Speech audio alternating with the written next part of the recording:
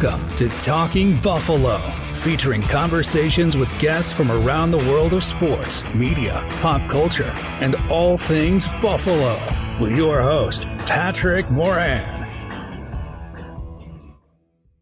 All right, how you doing? Welcome to a Wednesday edition of Talking Buffalo, part of the Blue Wire Network. I am your host, Patrick Moran. Thank you for locking in today, the audio side, the video side.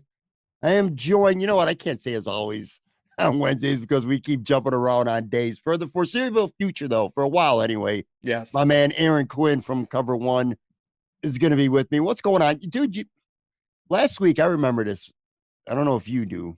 We barely got through last week's episode because we were sniffling and coughing. I feel good physically. Like, I don't feel sick. Like, I don't have a fever. I just cannot shake these sniffles, my runny nose, phlegmy, coughing. Oh, it's annoying. It feels like this has been going on for not even just weeks at this point, months, man. Yeah. How are you feeling? Feeling better? Yeah, we're all right. My house is full of a very weird level of, I think we all feel good. My kids are running around like they feel fine. I feel good. Like, I'm still doing my normal stuff, my routines. I'm not going to bed early or anything. But yeah, there's like a consistent sort of cough, but it's not present enough for us to like go to the doctor or do anything. Yeah. It's weird. You know what I mean? I don't think that there's anything that we have that's contagious or viral or anything like that. It's dry this time of year, man. My kid, I felt bad. We had karate yesterday, and he was just doing his regular karate, didn't get hit in the face or anything. His nose bleeds pretty easily. Like, he used to pick it and it would bleed, but now he doesn't even pick it, and he's got easy nosebleeds, especially when it gets dry, and he bled all over his karate stuff. Felt bad. But it's just really dry. We run humidifiers this time of year, still waking up dry. It's those forced air heat. Like, I'll admit, I don't vacuum ours out every year and get it cleaned every year, and so that stuff just kicks up. I don't know, man. That's no matter what we do, I got a scritchy throat right now still. Yeah, I can't. Hopefully I don't sound gross like I did last week, hacking up a lung or whatever when I'm trying to talk. My buddy who lived in Florida, he moved down to Florida not long after I did. You know what? You remember around last October, I was telling you about a good friend of mine, one of my best friends who had stage 4 cancer, and we had a big benefit. You remember that, like last October. Well, he moved back. In fact, he literally yesterday, we're taping this Tuesday morning, so Monday night, he got back in. He drove from Florida. He's back here for good. I'm like, great to see you. Great to see you. He's doing pretty good, man. Good. Pretty good. So far, so good. All the chemo and stuff it's worked. He's awesome. He's doing pretty good for now. Anyway, I was like, good luck, dude. This weather, it is tough. Now, in fairness, this has been, I don't know. The wind has been terrible. We talked about that, but it's kind of sort of been a little bit on the mild side. Like, it's been a couple bam, bam in your face storms. Yeah. But on a day-to-day basis, I don't feel like it's been too bad, but still, it's a whole world of difference living in Florida and 70, 80 degrees every day and coming back and, coming back to this weather. So hopefully it doesn't affect him negatively, but, it's hard, man. Like, seasonal depression is a real thing. I believe you don't see the sun for long enough. I think that's a struggle. I agree. It's been a bit of a mild winter in terms of, like, it's not quantity. It's been quantity, right? In the small amount of storms that you've had. And then the last two things that we've had winter weather wise, it just seems weird to me. And that's the kind of trend I don't love right now about Buffalo weather. I'm happy to ride out climate change by the Great Lakes. I think Buffalo is relatively a good spot. I think if you're going to have natural disasters, snowstorms are ones that I'm comfortable trying to get through. I think there's benefits to it, but it's been weird, dude. That 7-footer we got was strange. Like, my power hasn't gone out of my house a whole lot here in the North Towns. A couple years ago, we got a rain that was like a record-breaking, shattering rain. Every basement was flooded on my street. All kinds of water problems. These ice storms are weird to me. I haven't seen a lot of that. You get that in Maine, where I grew up. You get that along the coast all the time. Slushy, icy mixes that freeze. It's gross. That's not a Buffalo thing too much. That makes me think maybe like temperatures aren't consistent with where they're supposed to be, and the weather's still acting up. Those are the ones that get me weirded out, Pat. I could live with regular snow all winter long and a little bit of shoveling, but it's the kind of weird anomaly weather that I don't love that. Yeah, I agree. 100%. Quick programming note for everyone watching or listening. Not next week. Next week will be about free agency, 100% about free agency. We'll In be in fact, it, today yeah. we're going to make some predictions today, have a little bit of fun on today's show. The week after, Wednesday, March 22nd, and this will be the third straight year that Aaron's going to be on with me for this exercise specifically. We're going to do mock drafts, 6 of them. We kind of have a little bit of a twist every week. But I'll tell you, what are we going to use for mock drafts? Who's mock draft are you running?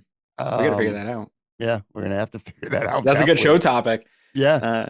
Yeah, we're going to have to figure it out. And we will figure it out. We'll find a way. We're going to do these mocks. And for the casual fan, I think what we've done the past 2 years is very useful. You know, not everyone's studying these players. Not everyone knows a lot about these players, but they want to know.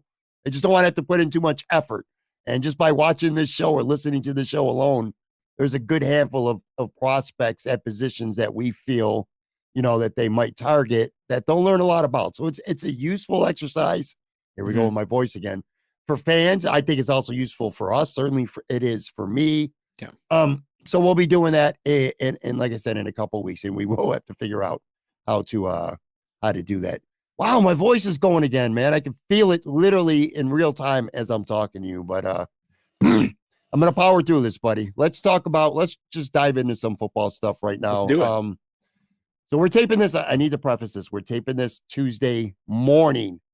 It's almost Early. a lock that we're going to, some news is going to drop on Tuesday. News has already been dropping this morning of tags and certain things Right. starting to come out. So yeah, it's ramping up here. Let's start with a couple things that happened on Monday. Just quick thoughts. Derek Carr goes to the Saints. Geno Smith, a 3-year, $105 million deal with Seattle. They like big money, at least the first year anyway, up front, guaranteed big money. Some quick thoughts on those moves. Saints one's weird. Like I don't know where they're at because they're a case study for that. Like the cap is definitely not a real thing and that you can do it kind of whatever you want. But there's also a case study for like they're also not a good team right now. They had a good roster there for a while with the cap situation not being fantastic, but now it just seems like they're unwilling to do what it takes to reset things and are okay maybe just being in the hunt there in the NFC South. So I think this keeps them there. I think this keeps them in the, hey, if the NFC South is not good and kind of in shambles again, maybe we can win that and be a middling NFL franchise. I do think this has been an interesting conversation here in Buffalo this year that the way franchises and owners think about their sports teams is very different than how fans think about it. And a great example, Pat, you watch basketball, you know I'm a Bulls fan. I'm pretty much like all the way out on the Chicago Bulls right now because I found out in an article from The Athletic, I believe it was from The Athletic, that there was a conversation of Jerry Reinsdorf, the owner of the White Sox and the Bulls, years ago talking about the White Sox and saying like the best place to be as a sports owner is competing for the playoffs, but not being so good in winning that you have the expectations to maintain that level of success because you got the fan interest, you're selling out, you're selling seats, You're still making the playoffs, you're getting all the extra money, the TV stuff, but you don't have the pressure from the media and the fan base to continuously maintain a level of success. Right now, the Bills are at that spot where it's hard to maintain that level of success and they haven't hit the pinnacle yet. And so how we look at teams is versus owners, I think is really important. I think it's something maybe fans should at least try to view with that lens. And if you're the Saints, you're willing to overpay to get a quarterback that's going to get your fan base somewhat excited that you could win the division. That's important for some of these teams, whether or not you think it's the right team building thing. So I understand why a team, I knew there was going to be a market for Carr there. And then what was the other one in terms of the franchise tags? Geno Smith.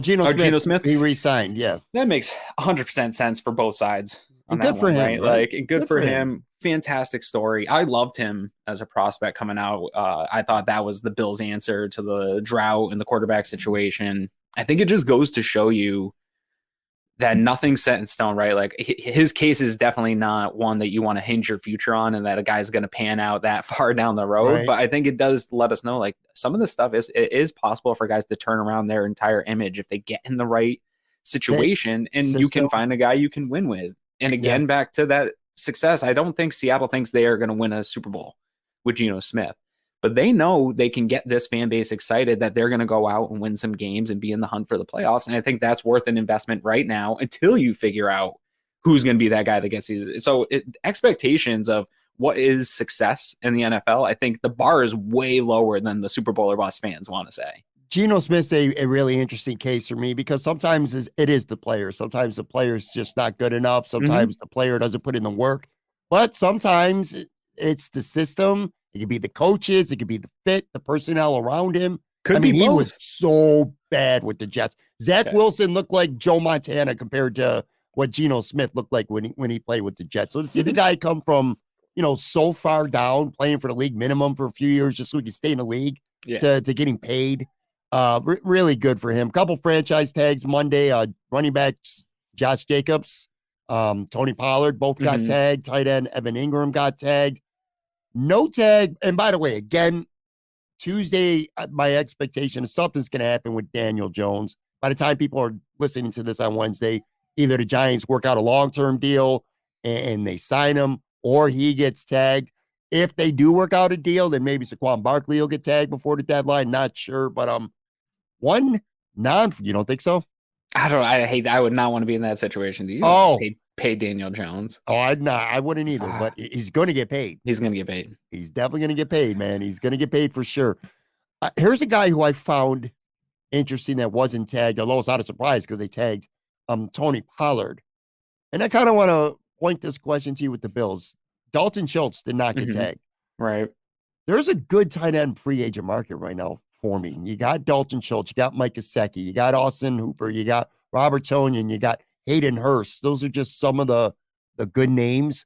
Sure. We're going to talk Bills more specifically here, but let me start here. If there is a position, this is my opinion, that I feel like the Bills might go bigger at that nobody sees coming or few people see coming. I get this strange feeling in my gut that the Bills really, and we've been saying it for a couple of years, I think the Bills really want to get a good, solid second tight end because it can really change up some of the packages that they do. I don't know. Maybe that's just me thinking and you don't agree at all, which is fair.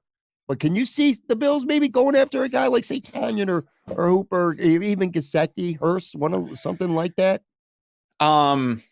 So this one's a tough one for me. We kind of talked about it on Cover One Buffalo last week a little bit when we were doing our Goldilocks free agent, who we were looking for on the offensive side of the ball. This one's explain Goldilocks because I did watch that show, but some people listen. So yeah, Goldilocks. It's the story, right? Like the porridge is too cold, the porridge is too hot. This one's just right. I think the Bills are at a position, especially if I believe that they're going to go extend or re-sign Tremaine Edmonds here into a substantial deal that is going to restrict some of the things in the future they're going to be able to do. I think that they're up against a spot where they have to, in the free agent, in terms of bringing in new free agents, really find value deals. And it's guys that are either of a certain age that haven't totally ascended yet, have shown some good stuff, but are still going to maybe be undervalued in the market. I think those are the spots they're looking to find. Whoever loses games, Greg always likes to say, of musical chairs at certain positions where it's like, hey, this guy's got the right value and he just lost out on the market this year. There's always somebody.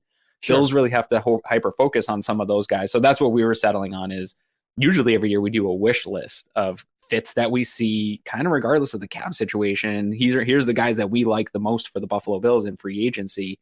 This year, when we were kind of coming through our wish list, I was saying to Greg, like, I like this guy the most as a fit for the Bills, but I really got to find a Goldilocks that makes more sense. So that's why we did it that way. And then, so in terms of the tight end position, I don't disagree with you, Pat. And I think football philosophy wise, I'm in total agreement. To me, this reminds me of last year with cornerback, and Bills did not invest early in cornerback for years, and people wanted a more athletic guy. And we were just kind of like, yes, I agree. Those are things I want. I just haven't seen the Bills do it yet. Doesn't mean they won't, but I haven't seen them make the investments that I would like to also see in this team. And so until they do it, I mean, they always prove us wrong. They went out and drafted Kyer Elam. So it's totally in the cards.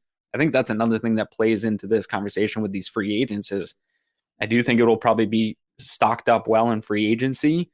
Some of those guys aren't going to end up getting paid, but I think teams are also going to kind of wait to see how this draft plays out. It's being talked up as a really good draft class for tight end, and you might be able to go get one on a rookie deal. And then there's going to be some value in the free agency past the draft.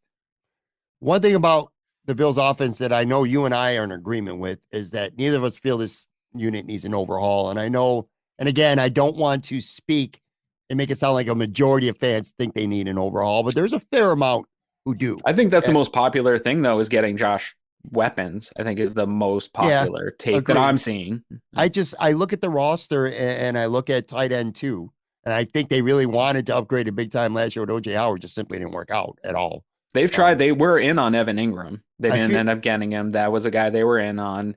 There's been report. I mean, there was a couple they were in on Gronkowski, right? They were trying to bring Gronkowski in. Like there's been rumblings behind the scenes of wanting to get that. Brandon Beane has spoken about being able to run 12 personnel more and having 2 tight ends.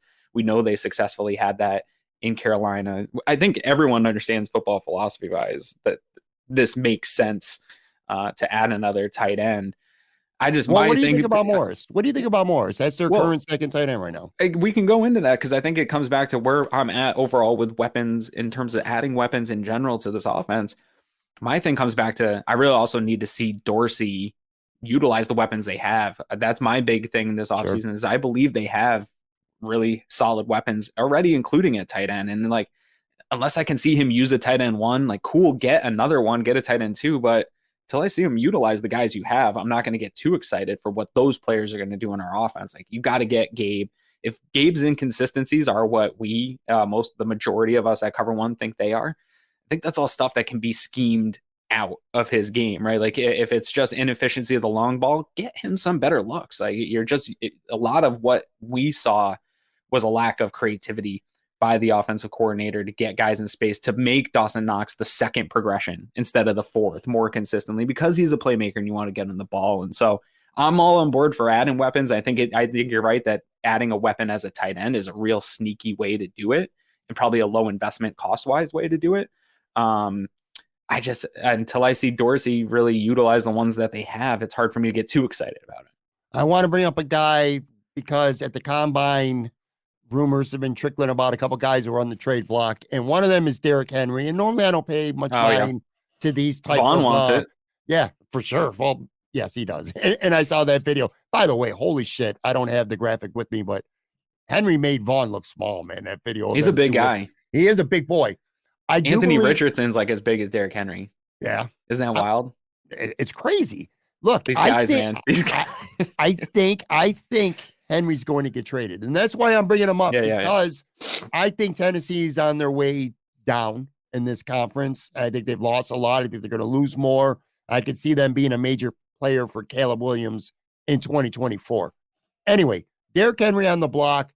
On the surface, it doesn't feel like a fit. I don't know, football-wise, cap-wise. If the Bills, for an example, or any team for that matter, they trade for Derrick Henry, they're getting a 29-year-old guy, 1 year, assuming there's no re-signing or extension. 1 year would cost the team acquiring him about $11 million against the cap for this year. You look at a guy like that, it doesn't feel like a fit in a pass-happy offense, but I can't help but think at least a little bit, man. You're going to play a nickel defense. Let's just, for the sake of fun, let's just say the Bills did do something we don't see coming, and they did acquire Derrick Henry. You're going to play a nickel defense against Derrick Henry? You're only going to put 6 guys in the box? That's not going to probably work out for you well. I mean, it would have to change the entire offensive philosophy. And one other thing too, Aaron, I think if there's one position that we've heard a lot of rumors about over the last few years, it's big game hunting with running backs. And we know the Bills have had interest in McCaffrey. They've had interest in Barkley. They had interest last year, reportedly, in Alvin Kamara. You know what I'm saying? Mm-hmm. Do you see the Bills? I know Mike Silver, by the way, for what it's worth, said that he doesn't expect the Bills to be in on Henry. I don't know, though, man. What would you think about something like this? I wouldn't like it. I mean, no? I think there's a chance that Derrick Henry can go somewhere and have an impact and be that type of running back for a team. I don't know, man. Like, it's definitely not good asset allocation and use. I'm probably a little bit more liberal with my use of cap and asset allocation. I'm getting pretty riled up, folks, about how much I'm willing to let them pay Tremaine Edmonds and 2 linebackers. Like, that's all. I understand it's also not a great use of the cap if you had to pick exactly how you're going to build your team. But I trade him for a 29-year-old back that has had some injuries in the past few years. has put a lot of mileage on in his career. Like, I get he's built for that kind of mileage, and he might have some more left in the tank, and he looks fantastic, to your point. Like, I'm not going to knock the guy. He's an Adonis of a specimen, but I don't know, man. I don't think it takes away from what the Bills do best. It also takes away from my excitement of, I like the backfield as it is. I'd like to restructure Nyheim Hines. I like James Cook. I want to get him the ball. I want that explosion. I want big explosive plays. I know Derrick Henry can give you that, but if you're putting him out on the field, you sort of tip your hand as to what you're doing, right? Like, Sure. what the game plan of the offense is. And I don't want the Bills to be tipping their hand. I think that was a problem probably too often last year. This teams knew exactly what they're doing. So I don't know, man. I don't see the fit. I also see there was reports today, I don't know how legit they were, I didn't look deep into them, that maybe Nick Chubb will be on the trade block too, with Cleveland trying to get out of a cap disaster. That will probably lower a Derrick Henry's value in terms of that market. I think the free agency market is also going to kind of interrupt some of this running back. I think there's going to be ways to get those sort of Goldilocks guys that can come in and be a running back 3 and give you maybe the power on a really good cheap deal. Like, a lot of guys are going to lose the game in musical chairs at running back, I think, this year. I think there's an influx coming in the draft, as always. There's a ton in free agency, and then you're going to get these aging guys that are available for trade. The market's going to be a mess. There's going to be great deals to be had, and that's where they should be shopping for the Bills. If Saquon Barkley happens to hit the market, could be interesting. I'm with you, though, dude. I like James Cook an awful lot. I feel like he's the kind of guy who could take a big step in year 2. One other question, too, before we get to some free agency stuff. Are you worried about Stephon Diggs? And let me frame this the right way. He's not getting traded this year, okay? So let's put that thought out of reach. He's not going anywhere. Even if he wanted to get traded, and even if the Bills said, I want to trade you, and neither of that, I don't think is the case. But financially, it would just be a complete and utter disaster. But are you a little bit worried about Stephon Diggs becoming just to the point of unhappy? Like, let's just say next year, the offense struggles a little bit early on, or Stephon's not getting numbers. Are you starting to get a little bit of a sense that this could become a bigger problem going into 2023? Sure, definitely. He's not the only one on the team that I'm worried about too. Like, there's a window in football for teams, for players to win a championship, and you have a bunch of highly competitive guys on this team and in the coaching staff, frankly, that know that. They see the window, they put in the work.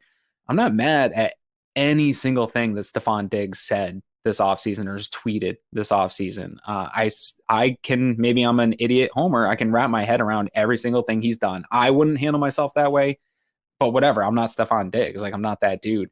I do think the fan base probably has to have a bit of more of a conversation about the offense, and about, we're just saying, hey, add more weapons. But I think what he was kind of alluding to was more what we've been talking about. Like, Dorsey needs to get guys involved. Josh Allen needs to make the right plays when those plays are available in the playoffs. Like, that changes the entire conversation of this offseason. We're probably not talking about Josh enough. I think there's going to be a lot of pressure on him to perform here this year. But in terms of Diggs, like, I do think in the future you could see the team move on from when that becomes a little bit more financially viable, but he'll also age out of this offense. I'm worried in the sense that if they don't start to figure some stuff out on the offense, he is going to get frustrated, and rightfully so. If they don't make the type of changes they need to make to win the big games when they come up. Like, I don't think this is necessarily a this year problem. The Bills will probably have regular season success. Everything will kind of feel good. But if you meet the same type of resistance late in the season and in the playoffs, I do think Diggs is going to get mad. I think he's going to tweet. I think he's going to want to get out of here.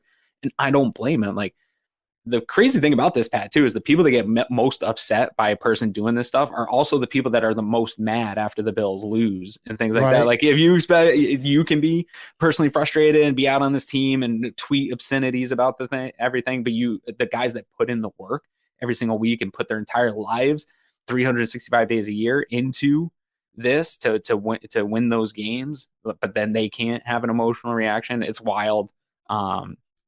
Stephon Diggs, to me, is the reason why people just give PR answers, and everyone's mad that everyone just goes out and gives a PR response and does the PR stuff and just gives the team response. But when you actually say how you feel, there's backlash. No matter what it is, you're going to get 40-30% of the fans all riled up about whatever it is you say if you actually speak your mind. So good for him. He should be frustrated. I think other wide receivers should be frustrated. After watching that Cincinnati Bengals game, I was more frustrated with Josh than maybe I have been in a long time, and nobody's really talking about it. And that needs to get something that needs to get fixed in some of these real big games is they need to be able to make the plays, whether it's on the offensive side of the ball, defensive side of the ball.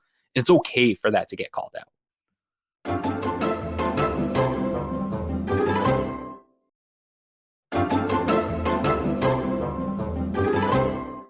All right, I'm back with Aaron Quinn from Cover One. Are you a little bit surprised right now? We are less than a week from the start of free agency and like about 5 days or so from the start of legal tampering period, which essentially is the start of free agency anyway.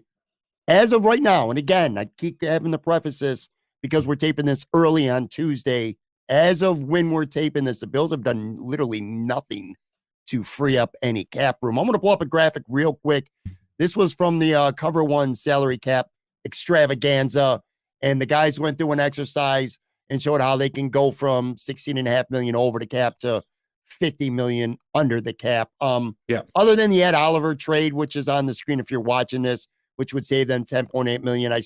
That's probably very far-fetched, but everything else on here from the restructures of Josh and Von Miller and Deion Dawkins, Trey White, Naheem Hines and McKenzie would be getting released under this scenario. Daquan Jones signs an extension and Tim Settle would take a pay cut. I think every single thing on there is very, very realistic for them to do should they decide that they want to free up that much money. But anyway, they can. And you guys at Cover One showed that they can. But are you a little surprised this close to things starting to get ready to cook that they've done literally nothing?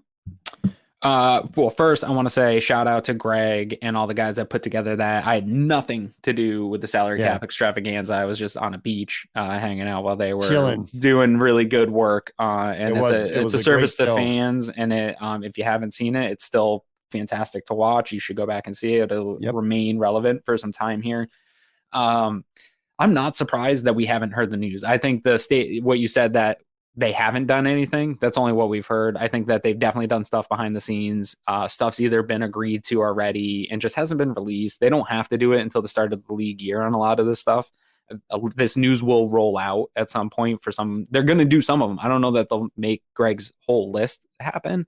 That's like best case scenario, right? Greg explains it every time. Like, this is the maximum thing that I can get out of this. They will do what they need, and some of it will come as the negotiation. They're not just going to do it they have to get under cap for the league year to start. They'll do some of that stuff just to get it right for the cap, but then some of this information will also come out as they see what happens in free agency. Like, there's a lot of moving parts. There's no need to pull some of these coupons if you aren't going to be in on a free agent that you think so. So a lot of it will just kind of come as the news. The Bills don't leak stuff. Like, this is one thing we know. Sometimes things come out. It seems to always be the agent side. It doesn't seem to be the Bills side. So we'll get some information here over the next week. But I think that the Bills absolutely have offers in place to guys that are already set to hit free agency that we haven't heard about. I think that they have these restructures in place with guys. They've talked to them and their agents. Exactly. The Josh Allen one, it just makes sense. Like, you saw Patrick Mahomes take his in 2021. It was absolutely expected that the contract was structured in a way to make it look like one thing, and hey, we can give you some upfront money. The ones like Josh Allen, Trey White, Deion Dawkins, these make sense because you're invested in these players long term anyway, right? Like, Josh Allen, that isn't going anywhere. We don't want him to go anywhere, so we'll switch stuff around, get some more cap, and pay him money now, and make it harder later because it's Josh Allen. Like, he's not going anywhere. So a lot of these make sense. I do expect them to happen. I expect that they've already come to agreements, and it's just pulling the trigger when you need it. Yeah, I agree, man. And that was really good stuff. And it was an interesting show over at Cover One. Very useful. All right, so there's a lot of Bills free agents. Not quite sure how many are considered impact players. But again, we don't know what the Bills are operating with ultimately. We know right now they ain't got shit to operate with, but we also know that they're going to make room. Right. Let's talk about a couple of these guys, and just going by from the big one, of course, is Jermaine Edmonds. And going by from what you said earlier in the show, I don't want to say that you seem confident that they're going to re-sign him, but you feel like they're going to. Don't ultimately, when this is all said and done, and this is kind of a prediction show, we're throwing ourselves out there a little bit. So this is guesswork today. It's all said and done. You think Jermaine Edmonds is going to be back in Buffalo? I think As close as I'll get to like a predicting something. Yeah, man, I just, the way I view this team and the way I think the coaching staff thinks, it just all lines up to that the value they place on him is probably higher than anyone else they were going to go out and get.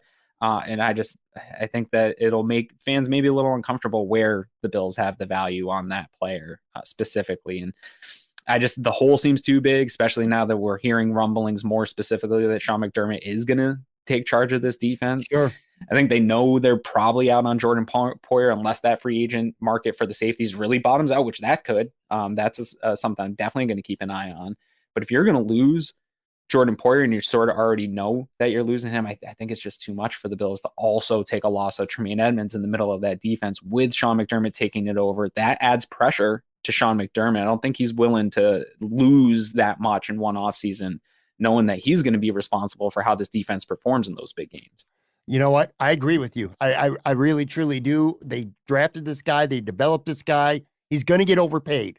There's no question. Whether it's Buffalo or another team, somebody's going to overpay them. But I think if there's a player that maybe you overpay to keep in the mix for the next 4 to 5 years, and again, you worry about Matt Milano maybe in 2 years down the road. But I think I think ultimately when it's all said and done, they're going to find a way. Yeah. And they're going to lock up Tremaine. Might be a little bit scary for a minute. Real quick, I know you don't have it on you. Our guy Adam, he's one of our stat guys at Cover One. Sharpen Pencil is his tag, and he put out a graphic about how long guys take to reach their max production at positions and where they are in their primes. And Tremaine Edmonds is like right on the cusp of. I don't know if he'll do it, but he's right on the cusp of the time you want a player the most. Like you've invested into him, and he's going to hit for the linebacker position. He's right there. So you're going to get him through what will be, if he is going to be the guy that we have seen him be able to be. This should be the opportunity for you to have him at his apex, right? Yes. Let's say this too. 12 months ago, you and I were having this discussion. Tremaine Edmonds is an unrestricted free agent. I would have been like, see ya. Because I thought 12 months ago that he was at least somewhat overrated. Sure. I was very impressed with him this past year. He won me over. The best case for him was when he was gone, right? Yeah. Minnesota game, sure. That second half of the Minnesota game, like they moved the ball on him with will in the passing game. I think that you don't know what you've got until it's gone. We've seen it. I don't know why people are clamoring for it. I understand why it's like I'm torn on this and I'm torn on the value, but the people that are just, I'm all the way out. He doesn't make this team better, easily replaceable. We can live without him. Like, yeah, maybe you can get by.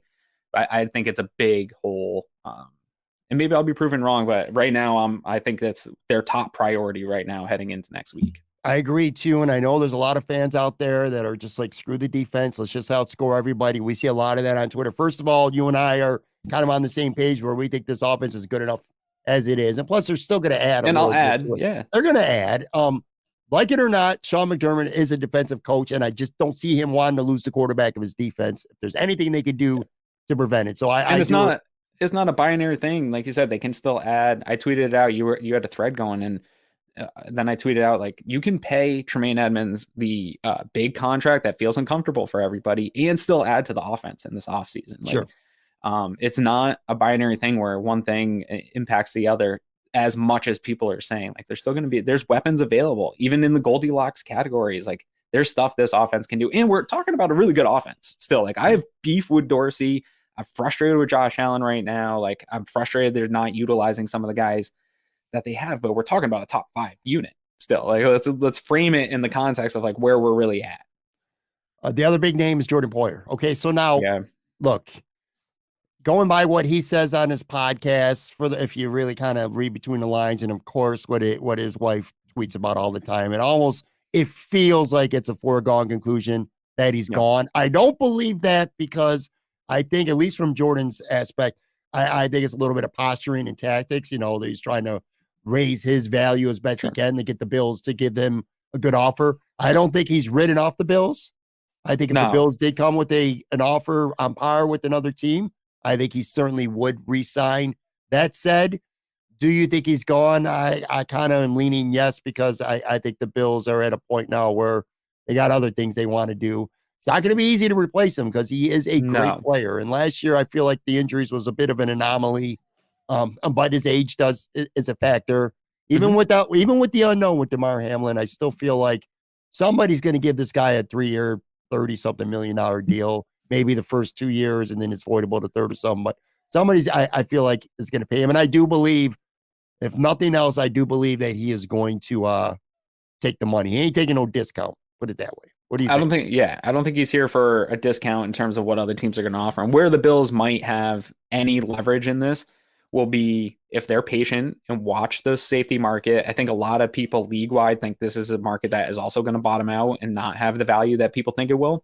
You might have high-end value for Jesse Bates, but I don't think everyone else is going to have the high-end value. I believe Jordan is worth it. I believe that there's maybe a team out there that also thinks that and will give him it, but there's a chance it bottoms out, and that would give the Bills maybe leverage against some other teams where the tax situation isn't a huge advantage, the weather situation isn't a huge advantage. He's talked about those two things kind of being something he'd be interested in. But that's when winning and being back with Micah and being back with guys that you've played with maybe matters more. And so maybe it's not the deal that he was anticipating in free agency, but he gets a chance to finish what he started here. You can sell yourself on that leverage idea, but I do think there will be a situation that plays better for him personally and where he's at and what he's trying to achieve will be available to him, and he should take it. Also, I think if that plays out for the Bills, where the situation where they would have the leverage, it could also hurt Jordan in that there's some other guys with maybe younger, lower cap hit that you could get in that maybe aren't as big of a project as a rookie, but are what Jordan Poyer was when you got him, a guy that is maybe an ascending player. When they brought Jordan Poyer and Micah Hyde in, these were players that were primarily special teams, just becoming starters at positions. Micah Hyde wasn't even really a safety yet, right? Like, he was playing some nickel, playing a little bit of safety. They didn't really know what to do with him in Green Bay. These were guys that weren't huge home run free agent signings. So if there's a spot that I have faith, even without Leslie Frazier, that Sean McDermott can scout, evaluate, and find good fits for his defense, I do think it's in the safety position. We saw DeMar Hamlin. He's not a high round prospect. Like, this isn't a guy that was supposed to come in and be a starting safety. Played pretty well as a starting safety as a young player. Yeah, we see him do it time and again. Fans don't like Dane Jackson, but Dane Jackson played at an acceptable, adequate cornerback level as a 7th round pick, put in some big spots in big games, and performed well. Like, that isn't nothing. So if there's a spot you can find some value free agents or even value draft picks and turn them into something, I have faith that it is at the safety position. You know, despite the Bills' collapses and their elimination playoff losses these last 3 years, I'm of the mindset that I think this defense is good enough if they could to run it back. I truly do. You give me Trey White back a full off season, closer to 100%. Give me Micah Hyde back there. Vaughn will be back at some point. Maybe that's the one that scares me, is when is Vaughn back and you don't have a quick twitchy guy. I think maybe you can find, I don't know if we're going to talk about that, like even a Melvin Ingram, some aging vet that you can milk a little juice out of till Vaughn gets back, because I don't know when that's going to be. I agree 100%. That said, if they have an opportunity to bring back Tremaine and Poyer, even if it means you don't get an explosive player on offense that a lot of people are craving, I'd rather have Tremaine back and Poyer if possible. For what it's worth, I do like Poyer. I would love to see him come back for another 2 years. One area of this team I think that's going to take a hit that no one talks about because it's not really all that important, but you look at this free agent list and there's some pretty good core special team players that might get paid somewhere else. Tawan Jones, Matekovich is a free agent. The punter, Sam Martin, is a free agent. Jake Kumro is a free agent. So a lot of key guys on special teams are free agents. Mm-hmm. It's not going to, they're not going to break the bank anywhere else either. Right. But I don't know. They might lose a couple of these guys. So they might take a little bit of a hit on special teams. Yeah. I mean, maybe you locked up Saran Neal. I think that's your like core guy that Taiwan Jones was. He'll be your probably main captain. You've got what is it, Terrell Bernard. You've got that is supposed to be that guy, Balin Spector, you drafted to come in and be that special team. So I think you got some guys in the waiting or on deck circle prepared to maybe move on from some of the vet dudes. I don't anticipate all them being back. I think they'll re-sign the punter, Sam Martin. I think will be an easy no-brainer for them. I don't think he'll break the bank. But then in terms of Kumro would be one that actually I would like to get back. I'm higher on him than fans are. I have a hot take that everyone's so high on Isaiah Hodgins, and I like Isaiah Hodgins.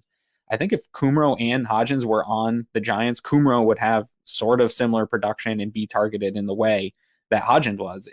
Hodgins capitalized on an opportunity that Kumro hasn't even had. I'm higher on him, and I think he could be that really solid across from Saran Neal dude, and then fill in with the rookies that you've had. But yeah, I could see him losing a guy like that too. If Rodgers goes to the Jets, he might finally get his guy Kumro back. Who knows? Devin Singletary, we barely even talk about him. You think he's gone? I think he is the only scenario I'd like the player. I would bring him back. I think his market will bottom out. He won't get a deal. I think his value would be fine for the Bills. I just don't know if you could bring him back as running back 3, and that's where I'm at right now. Like, I do like him, and I like when he gets a lot of touches, but I like what the other running backs on the team right now offer more, where I don't want him to come back and be running back 1A or B. I want James Cook, Nyheim Hines to get looks, get touches. So the running back I'm looking for in free agency is really a guy that can maybe provide something that's different, which would be some power, some short yardage stuff, and that you don't need to roster or for the game day active roster spot if you don't want to. Maybe a special teams type guy. I'm ready to move on from him because I don't want anything to happen. If it ain't going to be Saquon Barkley or Derrick Henry, sure, I want James Cook to be my. I don't want to say the bell cow back because you tweeted about this. I think that word's kind of played out at this point in the NFL. But anyway, yeah, I don't want Singletary back, not because I don't like him. I just really like James Cook a lot more. Let me run off a couple of other Bills pending free agents as we tape this, and tell me if you have interest in bringing these guys back. You got the wide receiver. You got Jamison Crowder.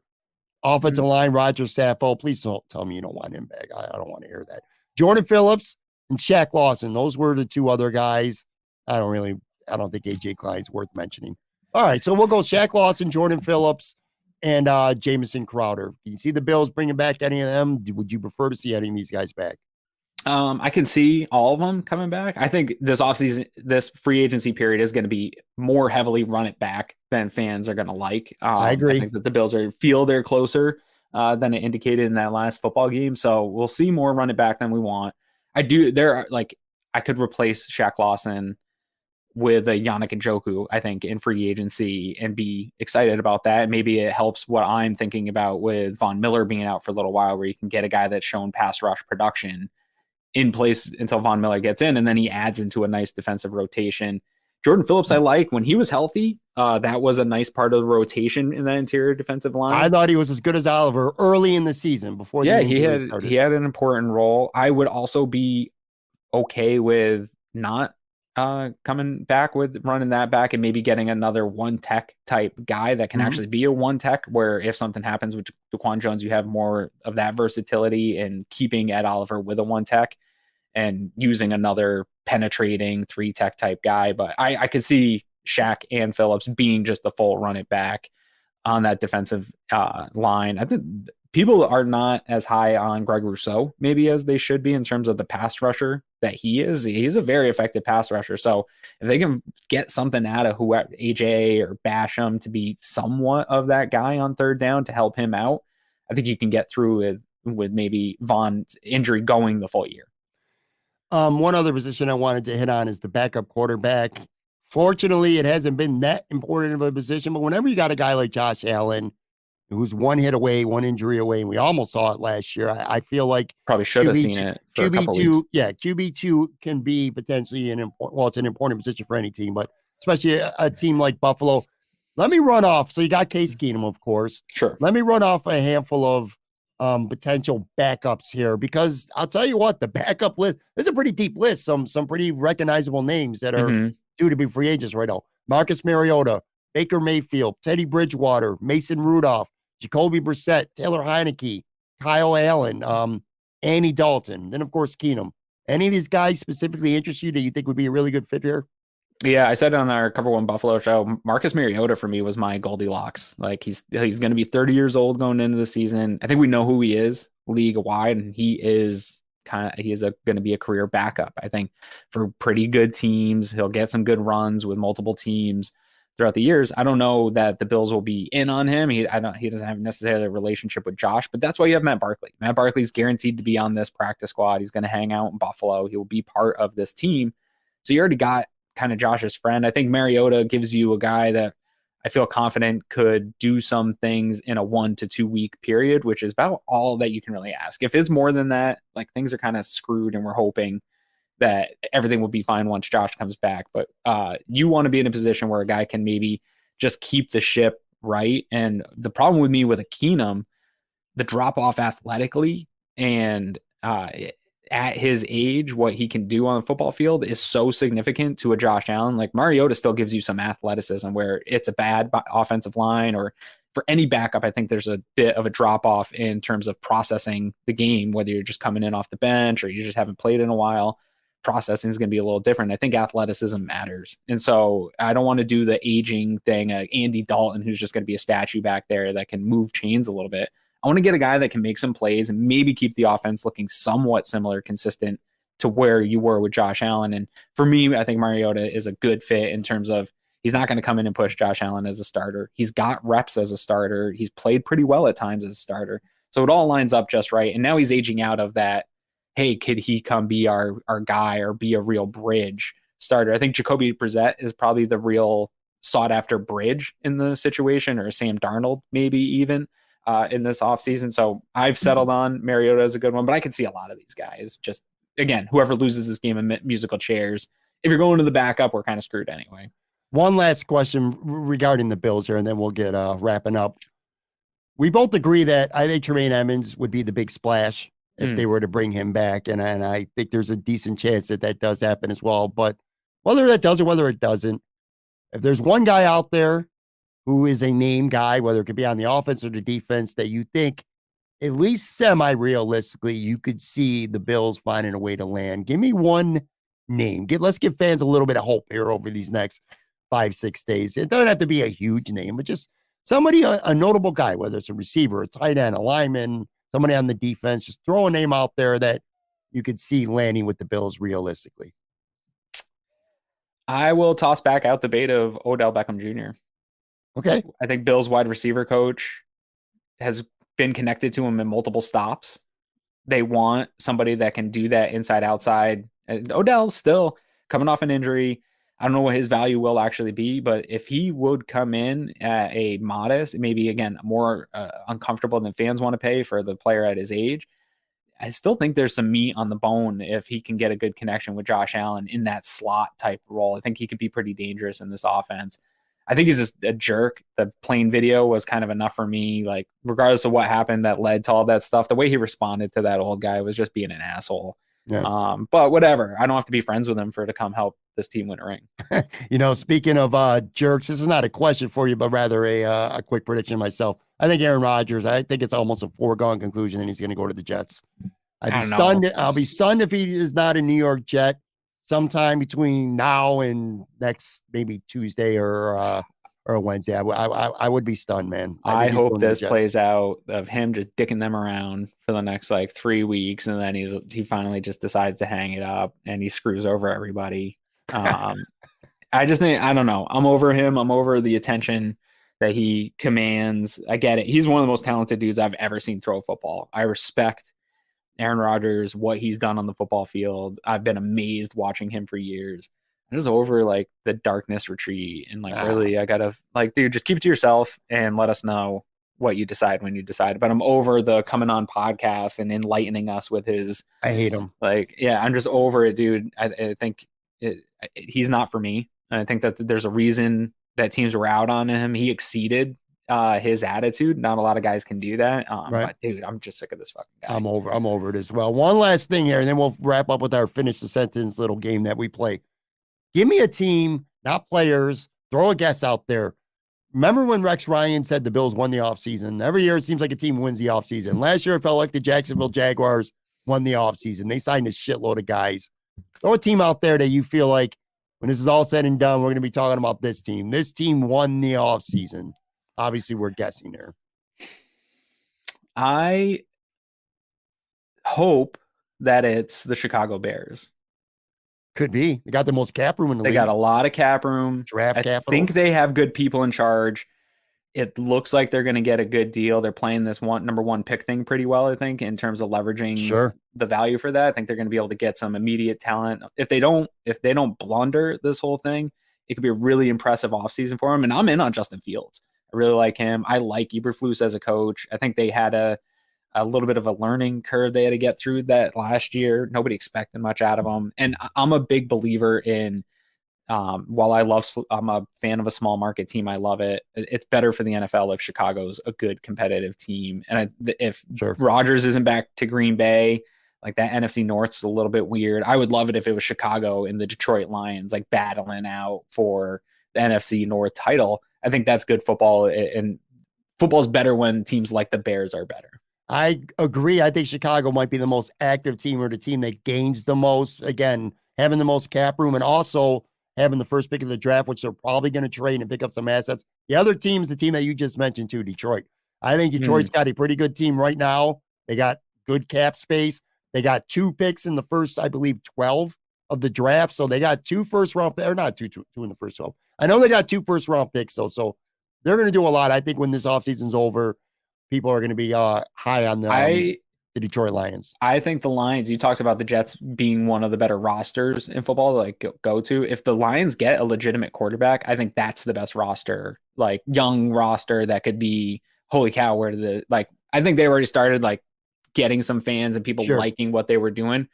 But if they insert a quarterback there with the talent that they have and the way they play, that would be a holy cow. Like, watch out for this team. Sure, for sure. Shout out Joe Yurden, big Detroit Lions fan. Yeah, all right, I want success for Detroit. Yeah, me too. It's fun.